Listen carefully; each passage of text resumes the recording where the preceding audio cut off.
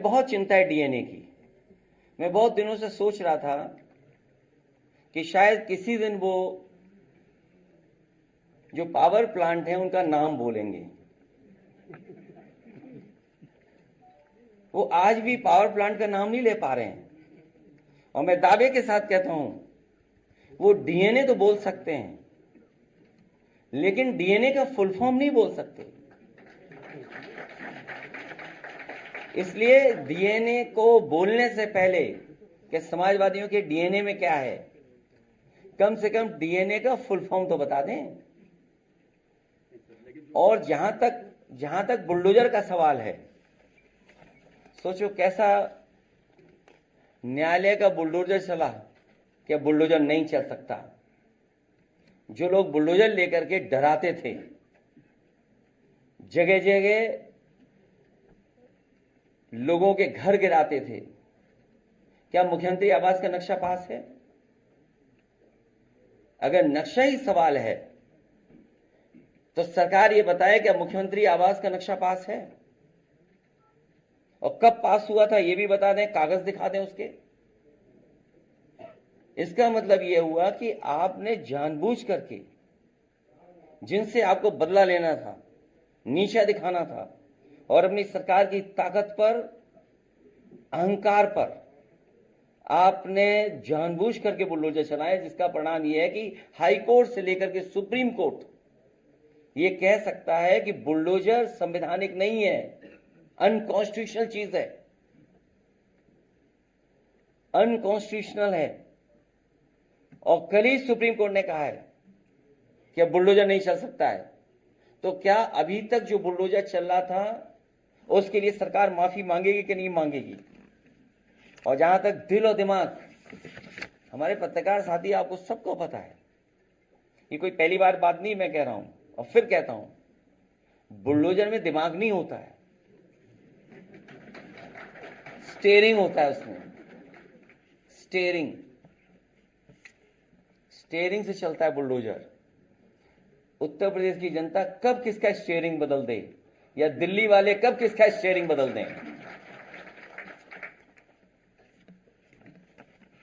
और बुलडोजर जो है, जिनके लिए बुलडोजर बल व नाइंसाफी का प्रतीक है, मैं उन्हीं को बुलडोजर की मुबारकबाद देना चाहता हूं।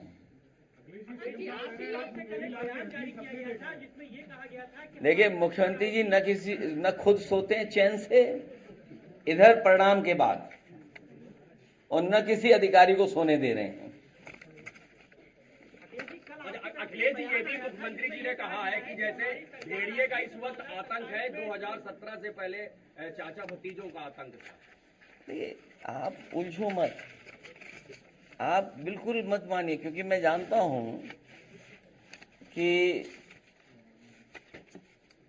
अखबार मीडिया भी थोड़ा बाइज्ड है। 46 में 56 क्यों नहीं पूछा आपने? वो तो सदन की बात है, ये तो सदन की बात है। 46 में 56, हम तो आप ही लोगों से कहेंगे कम से कम उन्हीं से पूछिए कि 46 में 56 वाली सूची कब आएगी, आएगी कभी कि नहीं आएगी।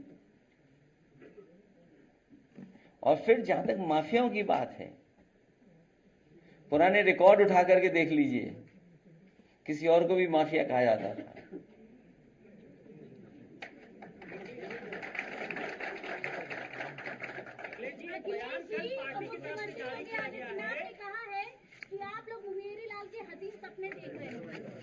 किस बात के लिए सपने देख रहे हैं?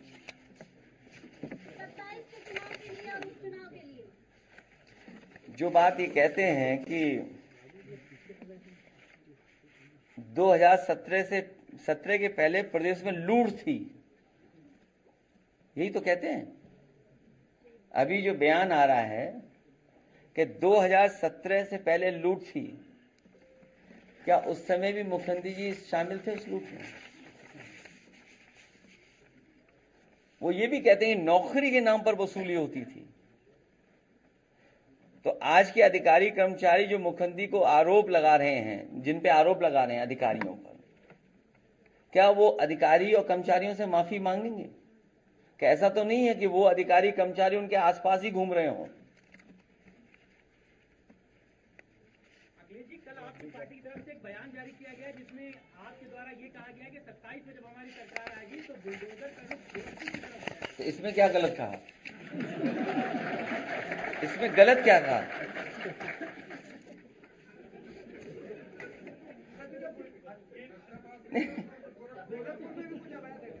नहीं, अवैध क्या है? नहीं, अवैध क्या है? ये कौन तय करेगा? इंस्टीट्यूशन तय करेगी ना। तो मैंने आपसे कहा कि सरकार अपने हिसाब तय करती है, इंस्टीट्यूशन नहीं तय करती है। बीजेपी